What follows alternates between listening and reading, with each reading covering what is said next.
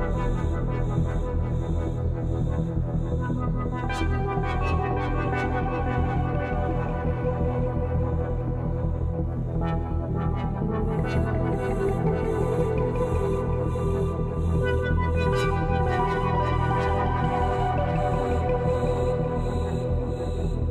everybody, and welcome to episode 1 of the Inside Egosoft Podcast. In this podcast, we'll be going, inside Egosoft, so I couldn't have picked a better name, right? If you want to know what all of this is about, please go back and listen to the short trailer that we've already released, where I'll be telling you what we've got planned and how these episodes will be structured. For your information, we're recording this episode on May 19th, 2021. To get this podcast off to a good start and show you that we're not just making empty promises, we have a real reveal for you in episode 1. In past streams and interviews, we have already talked about the fact that we are planning to add a new multiplayer element into X4 Foundations. Now, it's still being worked on, and it probably won't be ready super fast after we're recording this. But I thought we could use this new format to officially name this new element of the game for the first time and give you some more insight to it, have some questions answered that will probably come up after you listen to this episode. And to do that, I invited Bernd as a guest for this episode. So most of you might already know Bernd. He is the founder and the managing director of Egosoft, but he's also the lead game designer for the X series. So he's the perfect person to talk to for today's reveal. Long story short, here is Inside Egosoft episode 1 on Multiverse Team Seasons.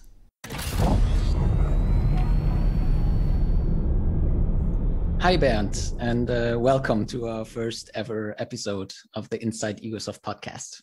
Thank you. We're kicking things off big today because we're doing an actual reveal about something new that's coming to X4 Foundations soon, and that is our new multiplayer element called Multiverse Team Seasons. So obviously people are already aware that something new is coming, and the rumors have been going strong over the past month. But today we're actually going to talk about it in a little more detail. But before we do that, before we jump into the new thing, I want to take us and our listeners back just a little. Of course, most of our listeners probably know that the X games have always been first and foremost single-player games. But I am aware, and I'm sure a lot of other people are aware of old plans for like a proper multiplayer X game that clearly hasn't become a reality at this stage. I'm sure there are a ton of reasons for that, but what would you say were some of the main reasons why this never actually happened? Yeah, I don't know. For those of our listeners who don't know this yet, there was actually a name for this even back in, I think, 2001, 2002. I don't know exact year, but around that time, we even registered a domain called Online Universe and Online Universe Game. We had all kinds of cool domains, which partially we still have and which partially still show a very, very outdated concept for this game.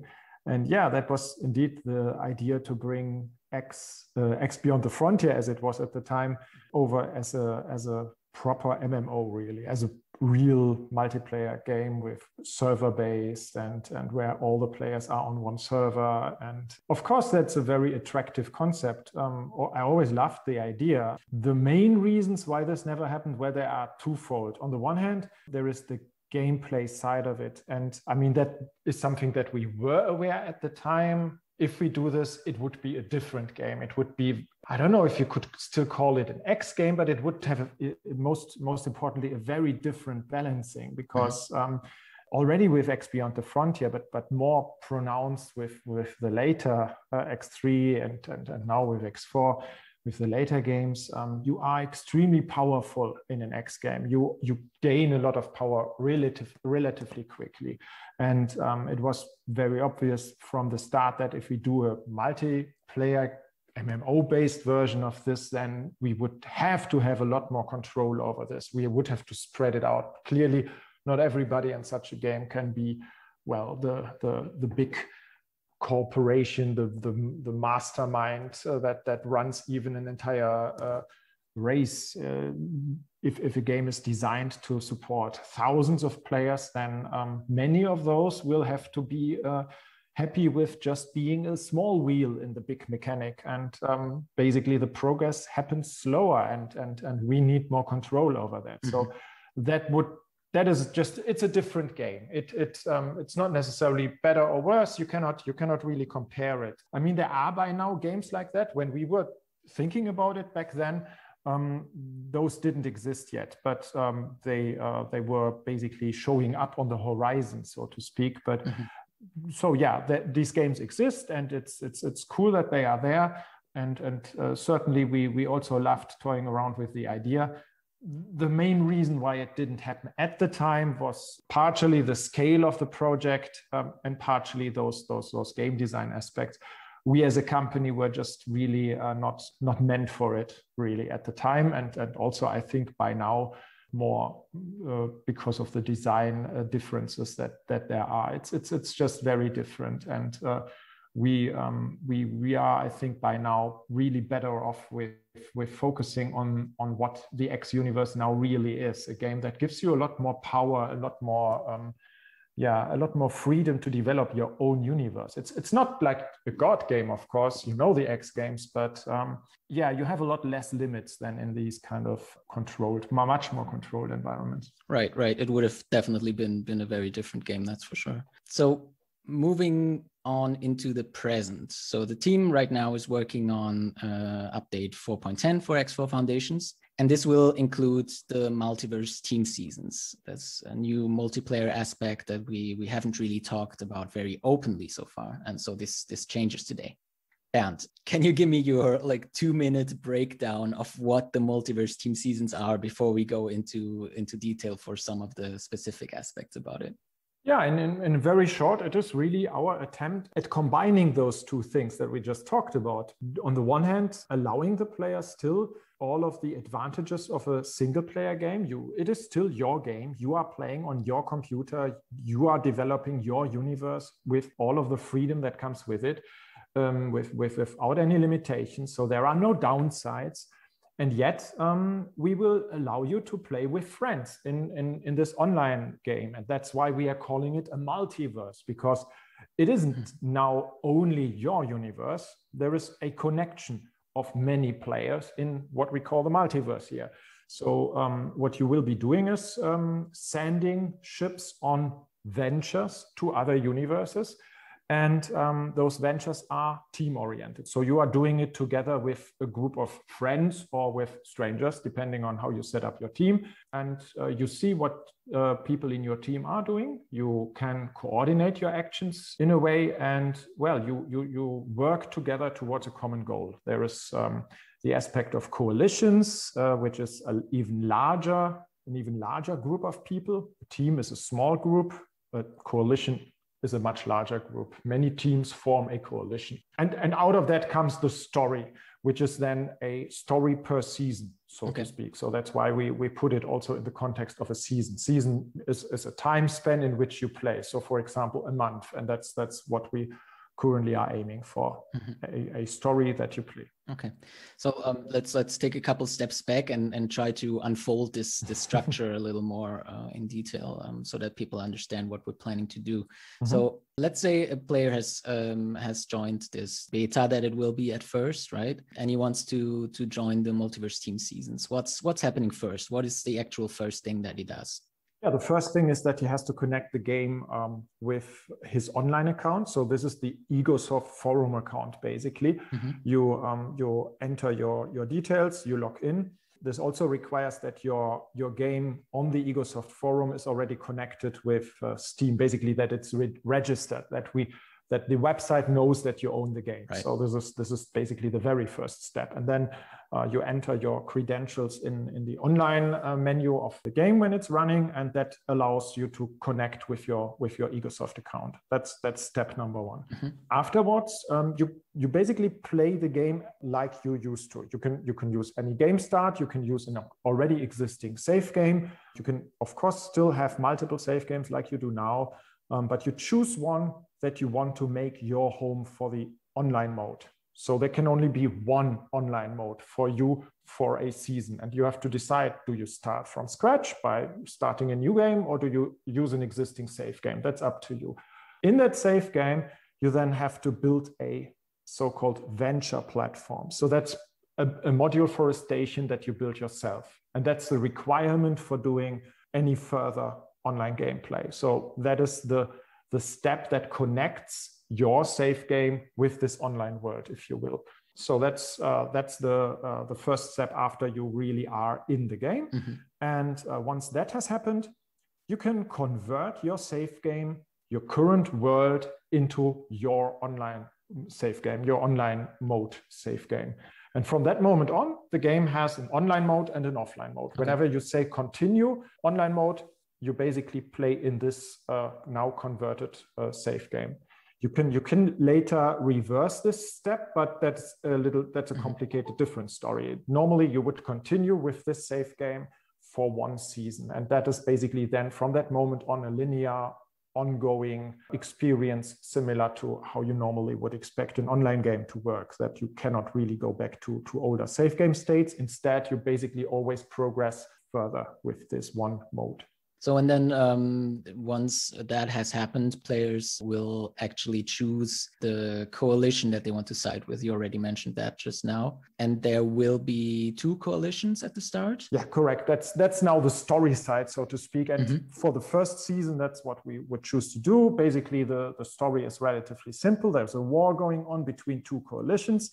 And you have to choose a side. So there's 2 sides. You see the story. You join one of the 2 sides. And that basically dictates what kind of ventures, what kind of missions come out of it. But it's a relatively simple story in the first season. It's just a war between 2 sides, and there's a little backstory with it. You will read that when you join. Yeah, that's the first step. And then the coalitions are made up out of teams, right? Correct. Yeah, the team is a group of you and your friends, potentially. It's the number of the players in one team is limited to between 10 and 19 players. Assuming you want to form a team with your friends, maybe you have 5 friends which you in particular want to play with, then you can send them invitations and set up your own team with those 5 players. But the team would be filled up to this, at least to the minimum of 10 players. And usually, our server will dynamically manage the team sizes so that on average, we want to have about 15 players in one team. So the sizes are managed automatically. And those let's call them empty slots, so to say, until you reach the minimum team size. But that is also filled up always by real players, right? That we don't add any bots to it, let's say. Correct. The simple way to joining a team is just click on add me to a random team. And that's what we fill those slots up with. This process is really simple. After you have one button to join a coalition, well, 2 buttons actually, one for each coalition. And then afterwards, 1 button to join a random team. So it's really 2 clicks and you are already playing. Okay. So we've joined the coalition, we've set up our team, we invited our buddies. The actual gameplay that is following up, those are structured into missions and ventures, right? So I think that's an important distinction. And maybe you could already elaborate a bit on that so that people know what they can expect. Yeah, ventures are those new missions that go into other player universes. So ventures are what happens in the multiverse, whereas missions happen in your universe. Missions is really what you know already. The things that you are playing in the plot of an X game, the generic missions that you can pick up on stations, all of those. That's missions, and these are also part of the online Multiverse Team Season. So as part of this ongoing war effort, you can get missions, and those missions could be about, for example, fighting against visitor ships in your universe. So the part that's different is that the moment you are playing online, you will have visitors in your universe, which are representing other online players. So in the same way that you are sending ships with ventures to other players, other players are appearing in your universe. And you will see those ships, especially, they are highlighted differently. They have the name of the other coalition, the other team, and player on them if you look at the details. And you can, you can find them, identify them, and either work with them or against them. And in the case of enemy ships, of course, missions are oftentimes about finding them and attacking them. So obviously, this is not just being done because of the fun of it. We're going to have a winning and a losing coalition at the end of the season. And how is this scored? Like, how do I gather points for my team and coalition? Like, I assume I finish missions and somehow gather points from that go into a ranking. Yeah, right. There is one further level that we haven't mentioned yet, which is what we call an operation. Okay. So since I already mentioned that a season would typically have a duration of like 1 month, right. At least once we properly started. During the beta, maybe we make it shorter. Typical duration for one season could be 1 month. And then we break down this month into 4 operations. So one operation could be 1 week. And during the operation, you see a list of ventures and a list of missions that are part of that. Both ventures and missions are then played and gain you something, different things. Sometimes these are objects. Sometimes this is just knowledge that you are gaining. For example, you are sending your ships into another universe to find a route to something or get fuel for something, or these things basically give you progress in your current operation. So you basically see progress bars that you and your teammates are working towards. So this is a team internal statistic, if you will. Okay.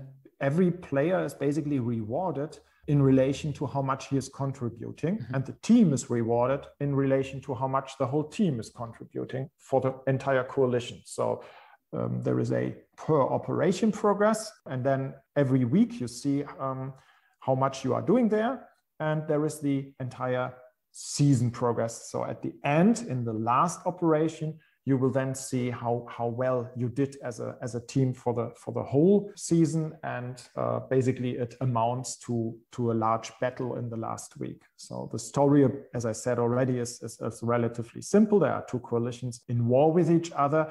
And in the last operation of the season, we will be seeing a large battle, and basically the fruits of the investment of the first couple of weeks will then be seen in that large battle in the last week. That's the idea of it. So the season is finished. Me and my team, we've won the last massive battle.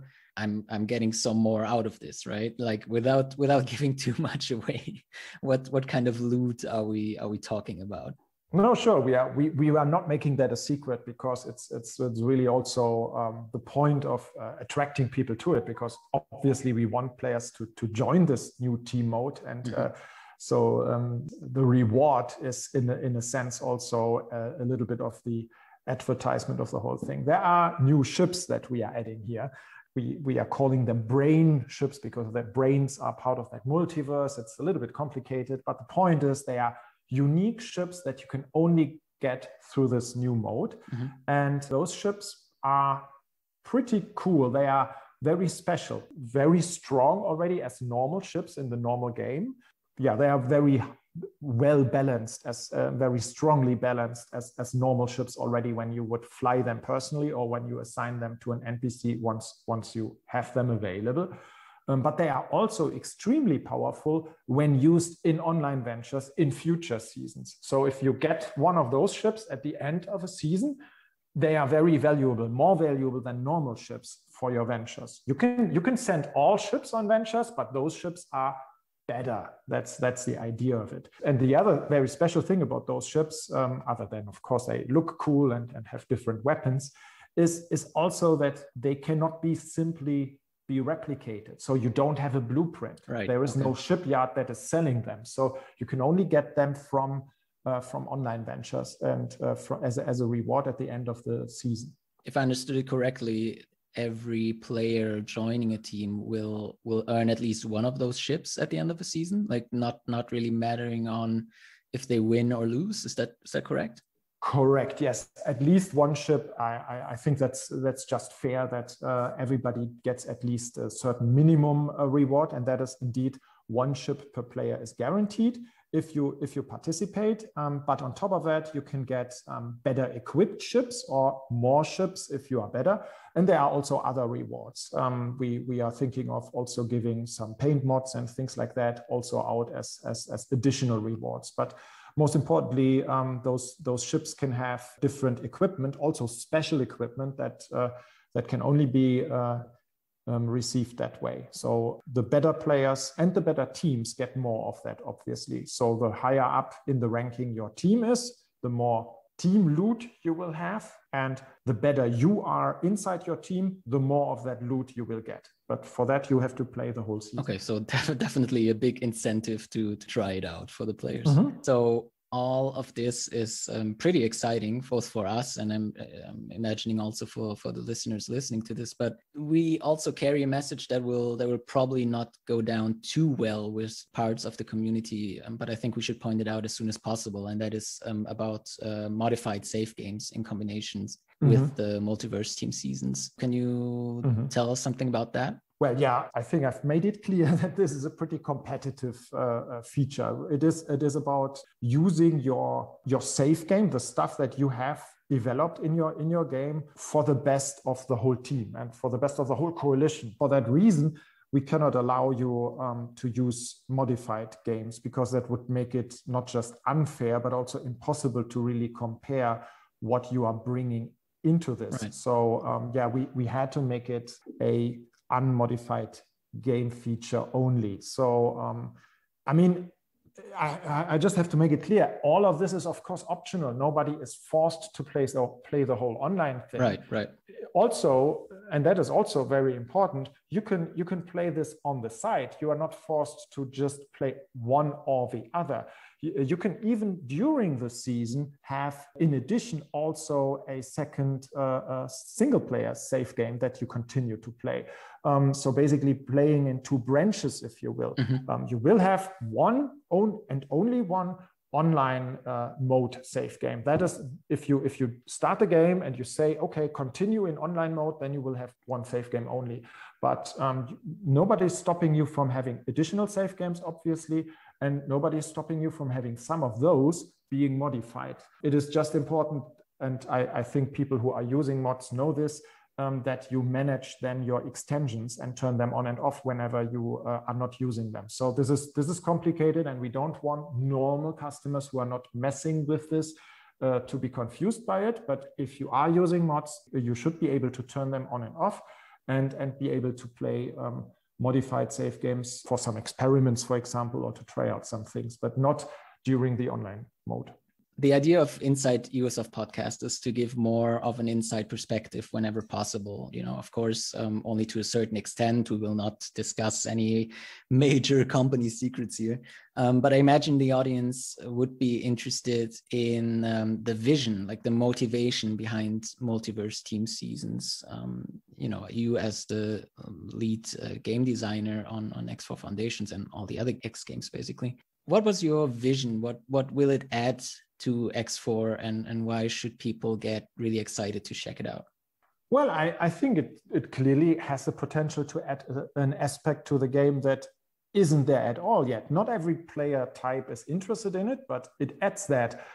And that is a way of social interaction with other players. I mean, there is a good reason why many games today are online games. And as I said, I personally, I'm also not always sure if I want this in a game, because it really depends on the game. Sometimes, a game that has too much focus on online gameplay, can be overwhelmingly competitive. That is, I think, one aspect, but also other aspects. Some people just prefer to play single player, and that's totally fine. And you should be able to do that. But as an option, as an additional feature, I think it is really cool. And I mean, I was talking a lot about the competitiveness of it, but it isn't really, I think, too competitive as a threat. It's not like, at least at the moment with this season, we are not making it in a way that you are attacked by lots of ships coming out of the multiverse. It's a challenge. It is something you can do. It's an additional mission. It's an additional task that you can do with your with the things that you've achieved in your normal single player game. Maybe you already have a shipyard, maybe you already have a large economy. So you can use some of that to, in a way, show off to other people in your own team and also in other teams. But I hope it's not perceived in a negative way. So I think this is really some cool potential to involve people more and also add this social aspect for those people who enjoy it, for those people who want that. Right.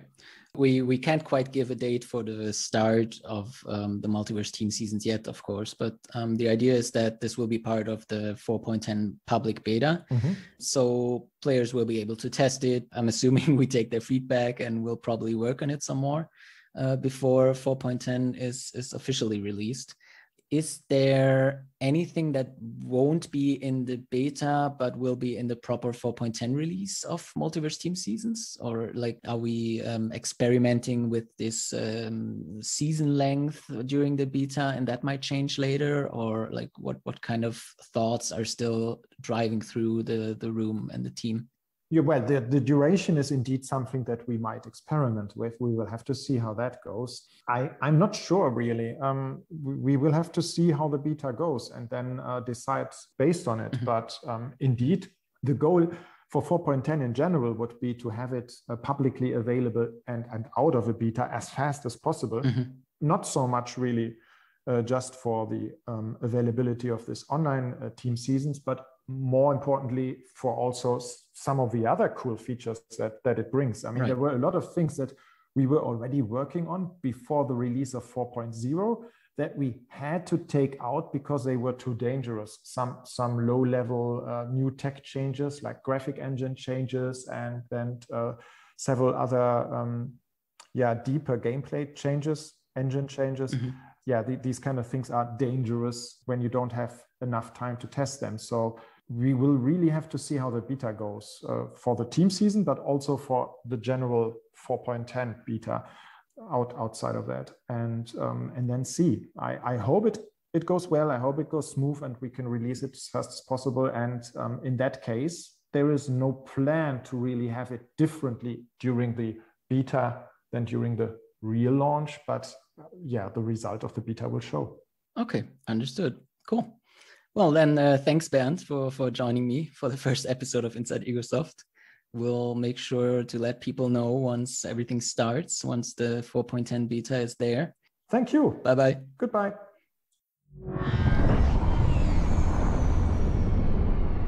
So there you have it. A lot of new details on the upcoming Multiverse Team Seasons. Be sure to follow us on social media and join our forums, Discord, Reddit. Yes, we've got it all in order to not miss the start of the 4.10 beta of X4 Foundations. As Bernd already mentioned, there are a bunch of other things included in 4.10 as well, and we'll probably pick something from that list for the next episode.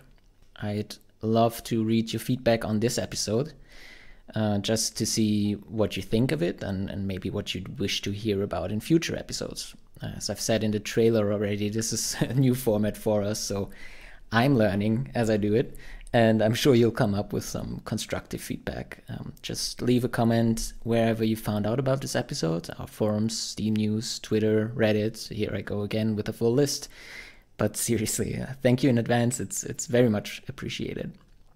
Oh, and just a quick side note, if you've already played X3 Farnham's Legacy, the community project we've released in April, then be sure to update to version 1.1 now. It's available on Steam and GOG, and it's introducing a lot of improvements and some fixes too. If you're hearing about this for the first time, then just simply Google X3 Farnham's Legacy, I guess, to find the Steam and GOG pages. It's quite hard to give you a URL here in a podcast format. It's free, the game is, and the Googling is too. Before this gets too silly, please subscribe to the podcast in your favorite podcast app or find us on youtube.com/egosoft. Subscribing and liking is also a thing over there, and really important, in case you haven't reviewed X4 Foundations on Steam or GOG yet, please consider doing that. It really does help. Thanks for tuning in for the first ever episode of Inside Egosoft, and talk to you soon for the next one. This is Greg, signing off.